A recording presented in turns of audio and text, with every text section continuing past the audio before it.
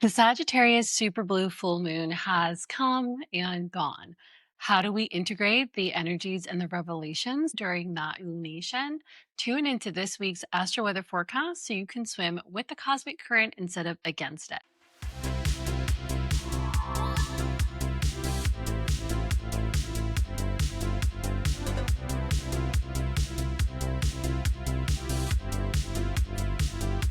What's up, everyone? I'm the Astro Mama. I'm a certified professional astrologer, board certified psycho-spiritual life coach, and real life mama. I bring the cosmos down to earth to help ground deep feelers, creatives, and mystics with weekly forecasts, personal readings, and events in San Diego, California. This is your Astro Weather forecast for the week of June 1st to the 8th, 2026. Let's go ahead and dive in. We'll take it day by day, transit by transit. I do focus on what I feel like are some of the major transits. So there are some days that we skip.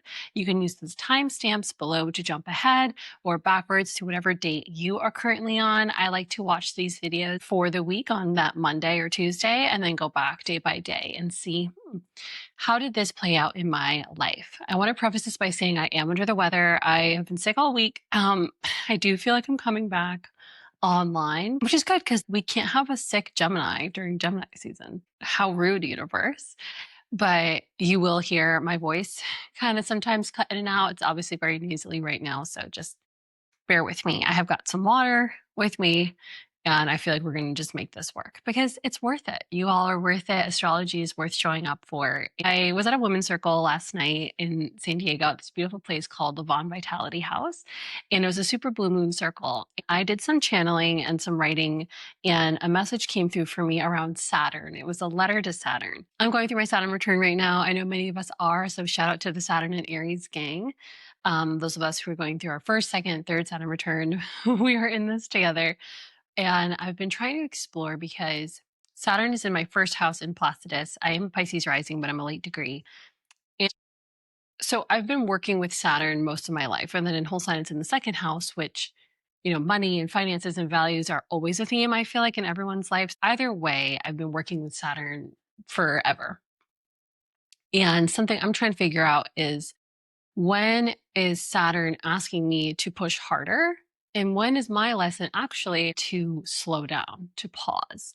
And the message that came through is Saturn tells you when it's time to go, when it's time to kick things up a notch. And it also tells you when it's time to rest. And it tells you this through what's happening in your physical reality. If you're working really hard at achieving a goal and you're working every day, this is like the 9 of Pentacles and the 7 of Pentacles in tarot. You're at the desk and you're making those pentacles and you're refining them and you're doing all the things and you get sick. But you've been showing up consistently for the last 5 weeks. Okay, maybe Saturn is saying, hey, this is time for you to rest. You are literally ill. You are literally not able to perform this function. Rest, and then you can spring forward. Also, sometimes when we've been, I don't want to say lazy, but when we've been distracted, when we've been putting our energy into things that aren't aligned with what we're really trying to create, then Saturn comes in and says, you need to try a little bit harder. I've shared the story before about how I applied for a dream job with my passport application by accident. Guess who didn't hear back from that job? Me. And the reason why probably is Saturn is like, hey, I need you to be more refined. I need you to pay more attention to detail, girly. You can't be so busy that you apply for your dream job with your passport application. Like, you got to read it first. If you're on a fitness journey and you're not being consistent, Saturn could be like, you need to be really consistent. Or if you're overdoing it, you might break your foot. And Saturn's like, I told you to slow down. The Sagittarius full moon that we had on Sunday, yesterday, if you're watching this on Monday, it was making a trine to Saturn and Aries. And moon trine Saturn brings this more grounded, more responsible energy to what is a Jupiterian moon, what is a full moon that's typically associated with expansion and abundance. And it doesn't mean that you can't have that expansion and that abundance. But that Saturnian quality is like, okay, you need to ask yourself within those manifestations that you're calling in, where do you need to kick it up a notch? And where do you need to take it back? This energy is going to come back around later in the week. But welcome to Monday, June 1st. Mercury enters Cancer this morning at 4:56 a.m. Pacific time. It'll be moving through Cancer until August 8th. It's a little bit of an extra long transit for Mercury to go through a planet, but it is going to be having a retrograde between that period, which is why. Overall, when Mercury moves into the sign of Cancer, that is the planet of communication and short term travel, siblings, neighborhoods. I like to look at like podcasting and books as third house themes as well, education at times. And that planet is going into the slower, more sensual, more emotional, and more nurturing sign of Cancer. Cancer energy is a crab and it has a hard shell because it is so warm on the inside. Cancer energy is slower to open, but once they do, they are devoted forever. It's a very nurturing, almost maternal energy. We are all being invited between now and August 8th to nurture our creative projects. So, nurture your songs that you're writing, nurture the podcasts that you're creating, nurture your branding website, and also bring more of that nurturing energy to the way that we're communicating. How can you communicate whatever it is you need to communicate from a place of love and from a place of self worth, right? Um, when you move and you operate from a place of self loathing and shame, where does that get you? And I think in personal development, many of us, especially if you're a coach like myself, we can fall into the trap of always pushing for more, pushing for more, pushing for more, pushing for more, expecting more out of our clients, expecting more out of ourselves, expecting more out of our creations. And what does it look like to stop and say, how can I actually nurture my client where they are right now, nurture myself where I am right now, nurture this project where it is right now? How can I infuse everything that I'm doing with this nurturing, maternal, Cancerian energy instead? And Cancer energy sometimes gets a bad rep for being moody, but it's because Cancer energy can sometimes be a doormat. Sometimes they let people walk all over them and they overgive and they over nurture. And so what happens? Well, any human who deals with that is going to eventually snap. So people think, oh, Cancers are so moody. They're so, like da da da. And the truth is, they are responsive. Cancer energy is responding to its environment. And this is going to be that transit where it's really beneficial to nurture the nurturers as well. Now, whenever Mercury is in Cancer, I tend to see as a whole we're talking more about Cancerian themes. Maybe on social media there's a resurgence of talking more about motherhood, the secret lives of Mormon wives, the having more conversations around womanhood and mothering. And this isn't to say I have any specific position. I believe that women should be whoever they want to be, whoever we want to be, and whether that's having children or not is up to you. But we saw these conversations play out in a more public way, something that I believe should be a little bit more private, around a conversation between you and yourself, you and your spiritual guide, and then you and whomever you want to create children with, has now been a more public conversation. And even on Pinterest, I see things like cool mom aesthetic or summer mom aesthetic or Mormon mom aesthetic. It's almost like weaving itself into our culture. So I would be curious if between now and August 8th, we have some more headlines featuring motherhood or moms. We have more conversations in our local neighborhoods. Maybe there's more mom groups that pop up and things like that. Another thing that I like to feel into when we talk about Cancer energy is nostalgia. So with Jupiter in Cancer the last year or so, um, we saw a lot of things come back around. It's like Y2K fashion comes back around. Like I'm wearing my hair in kind of a Y2K uh, style here. We also saw people wanting to watch old shows. I've been really into Gossip Girl again. There's a whole new community that's into Gossip Girl right now, rewatching it. And like older, in quotes, music. Like I know Hey There Delilah just went viral again, which is funny for those of us who are millennials or like zillennials. You remember when that first came out. I met somebody the other day who was named Iris after the Goo Goo Dolls, and I felt old. I'm not saying I'm old, but like I remember when that song came out, I'm like, that's crazy that somebody had a baby and named them after that song because I feel like that song just came out like yesterday. So there is this kind of there's this feeling of nostalgia, or I've been seeing on Instagram people doing like 80s and 90s workout videos at home, and they're sweating their faces off because they were so hard. So, and even maybe on a more negative note, like our resurgence of being obsessed with thinness, and thinness by all means, thinness in a way of starvation and drugs, and like heroin chic coming back versus, wellness and things like that. So, anyway, even like, I know this isn't again without judgment, but I saw that Whitney Levitt was on the cover of Weight Watchers, and I think she's doing a partnership with them. And I just remember going to Weight Watchers meetings with my mom, like in the 2000s, because in the early 2000s, because that was like what she was doing. And at that time, that was so popular. And Oprah was doing it and everybody was talking about it. I haven't really heard of that since then. So it's interesting to see this come back around. So I wonder if we're going to be seeing those themes play out during this transit. Now, today, while Mercury makes this entrance into Cancer, it will also be making a square to Neptune in Aries. So be mindful of committing to anything long term. This isn't the day to sign the contract unless it's something that you've had in the works for a really long time and it's already been revised and it's already been approved and lawyers have laid eyes on it and you feel like this is a done deal. Then go ahead and sign it by all means. But if you're like, I'm going to buy a couch today for 3 grand, like the payment plan could go up in price later, or there could be some weird inflation or something like that. It's like those dental credit cards, they always get you because they say that there's no interest. They're like, there's no interest. And then all of a sudden they're like, bam, there's 21% interest. And it was in the fine print, but they verbally said something different. So this could be the kind of day where you're like, you got to check those dentists. You got to check the person that's doing the financing for them because you don't want to pay 21% interest on your crown. That's like $800, $1,000, 21 interest on that. 21% interest on that is a lot.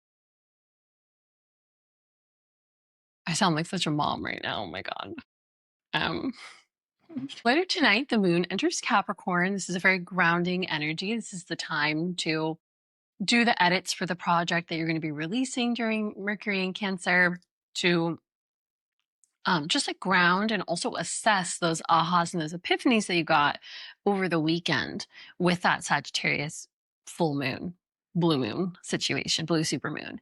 And maybe this weekend you realize, gosh, I want to go back to school. I really want to have another child. I really want to save $10,000. Okay, so what is it that you want to do and how can we make a plan? Manifestation is so much more about just having routine than it is about anything else. And people will say things like, how did you do it? How did you do it? And if you ask anyone who's successful how they did it, they'll tell you that that overnight success that you saw in like Zara Larson, in Chapel Rowan, and Billie Eilish was like a 10-year project in the making. It was them showing up consistently, maybe every day, maybe even not every day, maybe once a week, maybe once a month. Maybe they showed up every day, burnt out, took a couple months off, went back, whatever that is. They showed up consistently over time to have this overnight success. So yeah, manifest, get the crystals out. I love me a crystal. You probably love you a crystal if you're here too. Get the crystals out, do the manifestation ritual, but then go to the gym. But then open the Roth IRA. But then get the side hustle. You feel me? That's the vibe of the cosmos today on Monday. Welcome to Tuesday, June 2nd. The sun in Gemini will be making a sextile to Saturn in Aries, and that exacts at 3:48 p.m. Pacific time. Saddle up, Ranger, get your ducks in a row, kick the dust up, walk the walk, not just talk the talk. Let me know in the comments below what's your favorite cheesy motivational phrase you'll find. And there being a harmonious flow between how your outward persona, how you're shining through the sun in Gemini, and maybe even because it's in Gemini, through your communications with other people, through your artistic expression, through your intellectual curiosity, and your ability to learn new skills and even communicate them with other people. How do we put our money where our mouth is? How do we show up and fully embody what it is that we're learning? Going back to that full moon on Sunday, Gemini sun, Sagittarius moon is on what I like to call the axis of knowledge. But the two signs acquire knowledge through these different ways. Gemini energy acquires knowledge through intellect, through observing other people, observing patterns, studying patterns, reading books, taking classes, listening to podcasts, sometimes becoming a, a little too distracted and wanting to do a million things like an octopus vibe and not always becoming a master in each thing, but having this very like wide variety of interest, interesting information on niche topics. Like I find that Geminis have such great music taste because their music taste can span like ask the next time you see a Gemini in your life, ask them to see their Spotify and they will gladly show it to you or their record collection or whatever, because chances are they have everything on there that you've ever thought of cross genre. So now Sagittarius energy learns through embodied experience and taking risks. And Sagittarius energy is like this wandering sage. It's the ability to see the greater picture ruled by Jupiter and to learn more through traveling, through connecting with people of other cultures, learning different languages, and through ultimately taking risks, jumping off of the cliff and letting the universe open a parachute for them and bringing them that's mutable. They're both mutable signs, but I guess they both allow this space to be brought as well to that final destination instead of getting so tunnel focused on one destination, one phase, one end goal that you're missing out on what could actually be more aligned for you. Now, because this alignment is happening with the Sun in Gemini and Saturn in Aries, don't forget to laugh today. Sometimes the universe brings you to your knees in a way where you really can only laugh. And I think Sagittarius has that down of cry the tears, get it out, feel the pain. But also, sometimes it's beautiful to just laugh at the cosmic joke that our life is.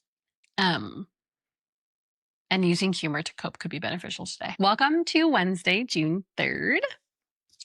Mercury in Gemini makes a trine to the North Node in Pisces today, and that exacts at 3:49 p.m. Pacific time. Now, with the moon trine north node, this is a great afternoon to launch any type of creative works, to launch any type of communications like content for creators, to lead a workshop or some kind of to apply for a job, things like that. And I will say, however, that Mercury will be making a square to Neptune in Aries later tonight at 5:18. So not everything is all as it seems right now. And what I would love to see in the world is us getting more connected to our own creativity and less connected to what's trendy.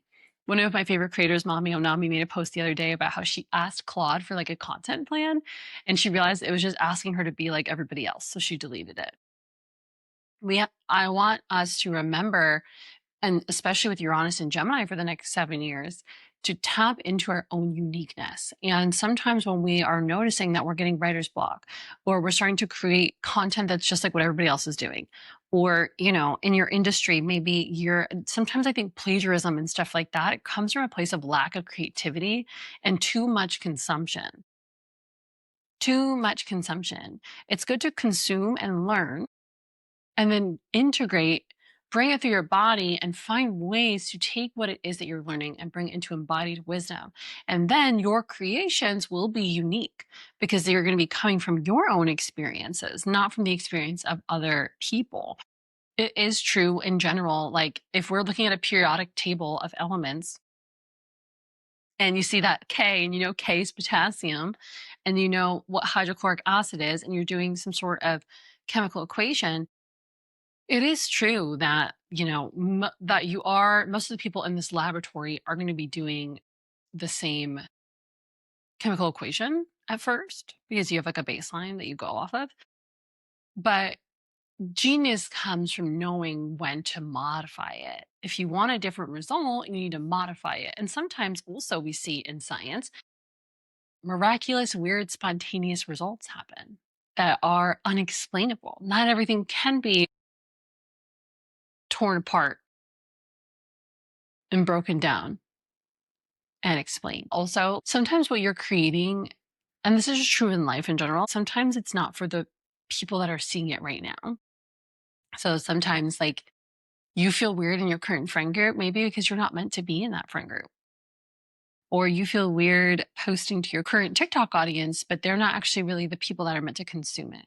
But you have to start with where you are and understand that everybody starts somewhere. And the more that you share your mission, you share your light, you share what you're here to try to accomplish and the change you want to make in this world, the more people are going to be magnetized to it that are meant to. And vice versa. On Thursday, June 4th, the moon enters Aquarius at 6:46 a.m. Pacific time.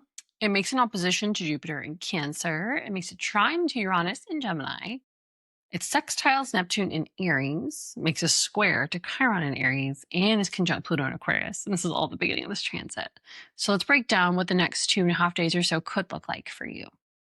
Now, you may find yourself feeling overall more chatty, more sociable today. Perhaps there's a cause that's been on your heart lately that you want to pour more into and advocate more for. And with the moon still opposing Jupiter, there could be this like push pull between your head and your heart. And true wisdom comes from neither neglecting nor pedestalizing either. It's that balance between the head and the heart. And sometimes this is a message I'm getting really strongly right now. So your head's here, your heart's here. What's in the middle is your throat.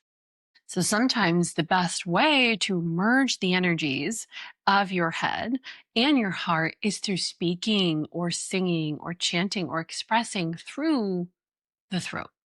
Who is that vehicle between the two? With Moon sextile Neptune today, this could be an excellent day to daydream, to create, to connect to your spiritual being of choice, maybe even go into some nature, get some sunshine in your skin, and find a deeper meaning, a deeper purpose, a deeper why to whatever it is that you're processing. Because Moon square Chiron could have you feeling as well today, slightly down, slightly bitter, slightly wounded in some way. But we have to remember that Chiron can be wounding and it can also be alchemizing.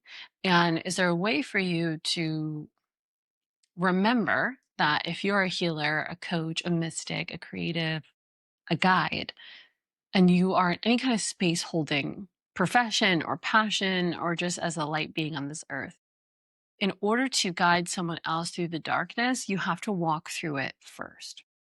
Certifications, degrees, education are pretty much always helpful and are sometimes essential based on the work that you're doing. But they get to be in conjunction to your own life experience and you being the living embodiment of that work that you're doing. Certifications and degrees and education, it can't outplace life experience. It can't outplace life experience. So, is there a way for you to bring some sort of deeper meaning to whatever it is you're going through right now and understand that maybe that darkness that you're alchemizing right now is actually a part of your ability to bring light to other people who are going through a similar experience too? And you don't know what the lesson is while you're in the lesson. Our society is obsessed with figuring it out early. We record our healing sessions. We record ourselves crying when we're processing something. You know, myself and a business coach I used to work with, we both bonded over going through this time period where we were doing a lot of healing work on ourselves and feeling like we had to create about it right away and going into circles and being like, oh my God, I need to write this down so I can make a post, or I need to write this down so I can put it on my website. Instead of just being in the process of experiencing that healing, of experiencing that transformation and understanding that you have everything you need within you. It's going to become a part of your cells. If there's a time in your life where you do need to share that with another person, the universe, spirit, God, source will reveal that to you. And you will always have the right words to say because it's coming from your lived experience. It's not coming from memorizing something for a test in school. Our last transit for the week I want to talk about is on Saturday, June 6th. And that is when the moon enters Pisces at 5:43 p.m. Pacific time. It makes a trine to Mercury in Cancer. It squares Uranus in Gemini. It's conjunct the North Node in Pisces, and it sextiles Chiron in Aries. Let's break that down.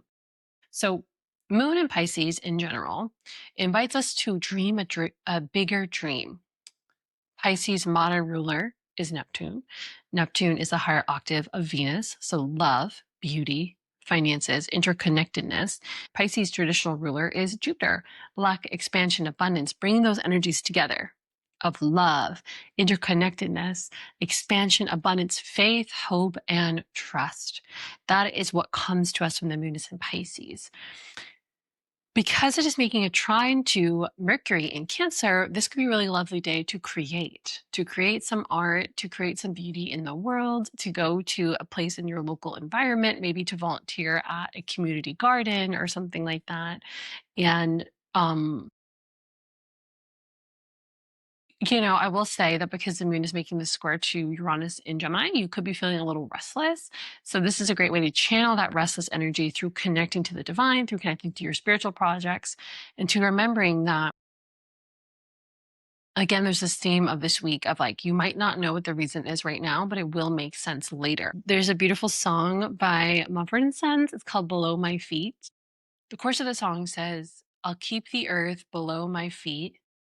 For all of my sweat, my blood runs deep. Let me learn from where I have been. Keep my eyes to serve, my hands to learn. This is that energy of today. Your life is continually unfolding. Our lives are continually unfolding. We are never a finished product. And Gemini season, the sun in Gemini still reminds us of that. Gemini is changeable, it's adaptable. It gets a bad rep for being two-faced or unpredictable, but the truth is they're connected to all truths being available at once, all experiences being available at once, and so many different, they're like timeline, we're like timeline hoppers. Gemini energy is a timeline hopper. And Gemini energy is very much like of the matrix of Morpheus in the matrix of like knowing that you can go down any path. You could take the red pill or the blue pill, and it will be the pill that you're meant to take. It's just asking yourself, what is that you want to do right now, and not being too attached to any version of yourself forever. Growth is a spiral. There will be many different evolutions of you. When you're a spiritual person, your spirit can be super quick and wanting things to happen fast. Please remember that the tortoise won the race, not the hare. Slow down, be in each moment, be in your body, be in your life moment to moment, day by day, and watch what magic happens when you start to incorporate things like astrology into your life. So that is your astro weather forecast for the week. Let me know in the comments below if it resonated with you. I'm so grateful that you found me and you found this channel. If you liked this episode today, please like, share, subscribe. We are still a relatively new space, and it would just be an honor to me that you received this wisdom, that you shared it with another person who might need it today. If you want to book a personal reading with me so we can go deeper into what's going on in the sky right now and how's it impacting you more personally, or even just unlocking your own unique natal chart, your soul gifts, what you came in here to do, and also some of your growth edges and ways that you can, I don't want to say circumvent hard experiences, because hard experiences are part of life, but how you can sweeten sometimes the blow of challenges in your life by understanding what your own shortcomings are and getting ahead of them. The link to book with me is below, and I'll see y'all next week.